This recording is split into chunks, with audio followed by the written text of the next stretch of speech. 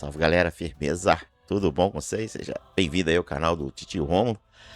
E cara, vamos ver aí o que o Titi achou desse tempo que ele conseguiu separar pra jogar um pouquinho aqui de God Forge, cara. Então roda a vinheta aí e vamos ver o que o Titi achou do joguinho.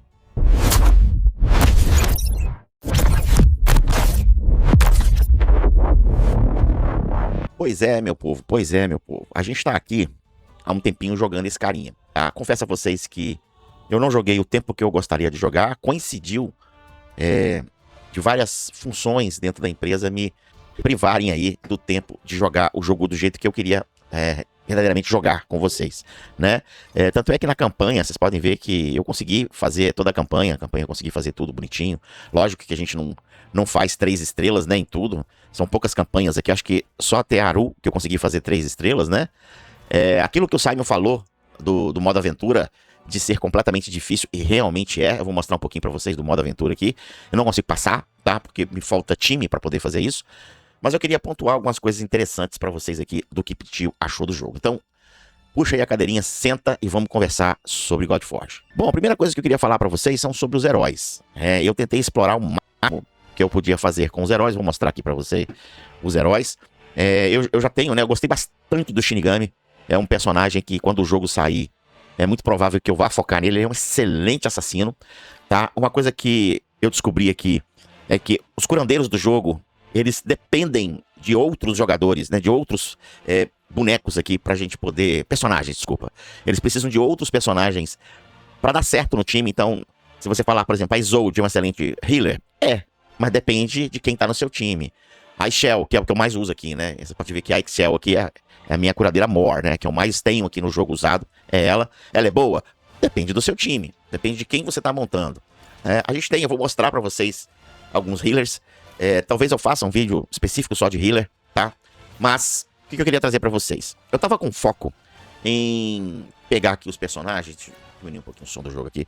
Eu tava com foco em pegar personagens, cara, raros. Vou colocar aqui os personagens raros aqui. E testar o máximo que eu pudesse, né? Então esses que estão com estrelinhas aqui são os personagens que eu testei, são personagens que eu precisei pra passar na campanha, né?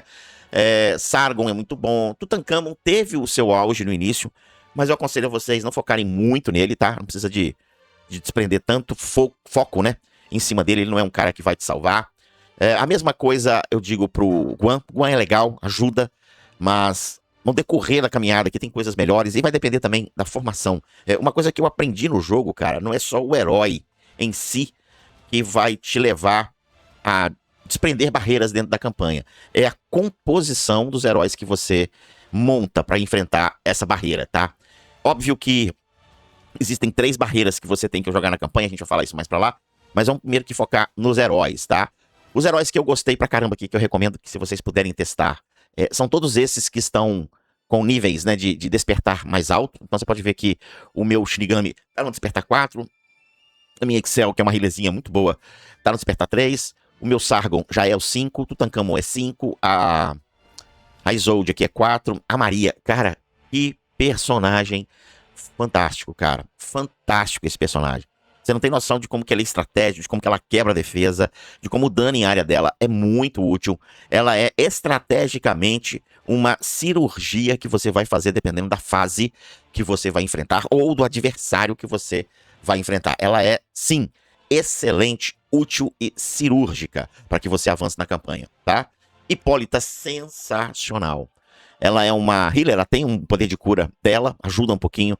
Mas no início, assim, se você não tiver nenhum herói épico ou herói lendário, bicho, ela é sensacional. Esse timezinho que eu tô montando aqui, né? Por exemplo, o Shinigami, o Sargon, a Hipólita, a Maria, o nosso amigão aqui, o Guan, também pode ser usado. Cara, Ciris, muito boa. Muito boa. Pode focar na Ciris. Ciris vai te levar longe. Também aqui a gente tem o nosso querido... como é que é? Dobrynia. Dobrynia é muito legal, tá? Eu acabei gastando ele sem querer, consumi ele. Nossa, bicho, me deu uma dor no coração. E quando você vai subir os personagens, né? Você pode usar outros heróis. Eu sem querer selecionei ele. Aí dei a sorte de ganhar mais cópias dele, mas eu acabei não usando ele, tá? Não vou falar da Chen-Chi, nem do Xixi, nem da Vesna, porque são personagens de cura. E cada personagem desse aqui vai depender do seu time, tá? A Vesna, ela é uma boa healer? Depende do time. Xish é um bom healer? Depende do time. Shanti, ela tem aquela Fênix, né, que o pessoal fala, ela revive, ela traz dos mortos. Tá, mas depende do time. Isolda é boa? Depende. Isolda, vou dar uma palhinha aqui, ó. Isolde, ela é muito legal quando você tem tanque no time. Porque ela escala a cura dela em cima do tanque, né? Então, cara, este aqui são os personagens raros que eu tirei, que vale muito a pena no início do jogo, se você pegar, montar um timezinho. A gente depois pode fazer um videozinho falando disso daí. Com relação, meus queridos, aos heróis épicos, vamos lá. Com relação aos heróis épicos, eu testei alguns, tá? Eu testei aqui o Cavaleiro Verde. Por que eu não testei muitos personagens épicos? Por causa do custo, né, que a gente tem para poder acender esses heróis. Um herói, cara, com 3 estrelas, 4 estrelas, 5 estrelas, 6 estrelas, é bom? É. Mas o importante do herói não é nem a quantidade de estrelas que você despertou, mas sim a quantidade de estrelas que você acendeu.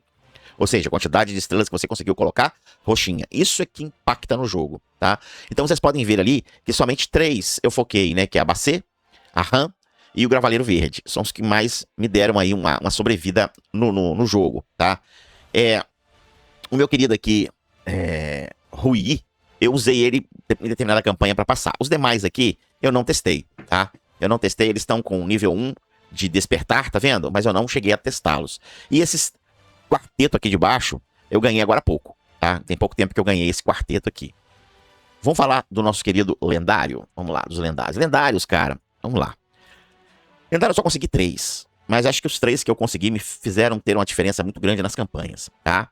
Drácula, de longe, pra mim, é um dos melhores lendários que eu já botei a mão.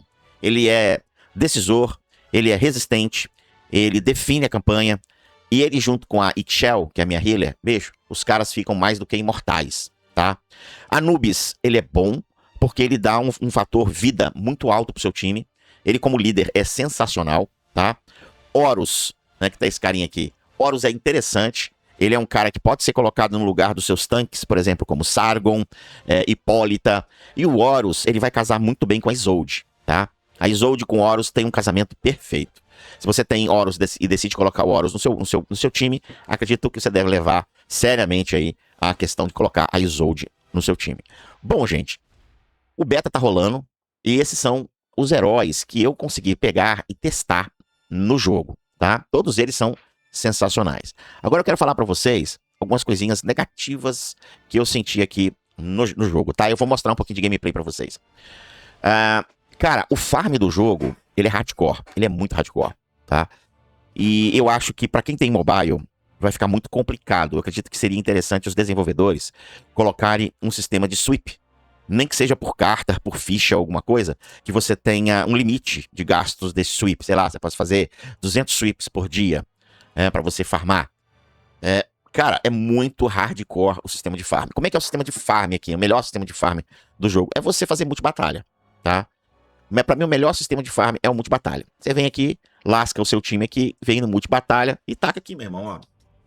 E vai dormir, cara, tá? Isso foi uma vantagem muito grande pra quem é de PC.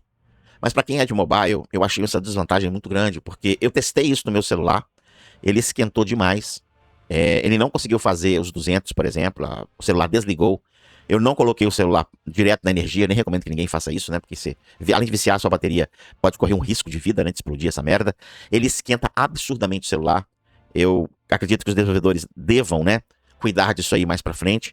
E uma dica aí pros desenvolvedores é justamente colocar um sistema de sweep.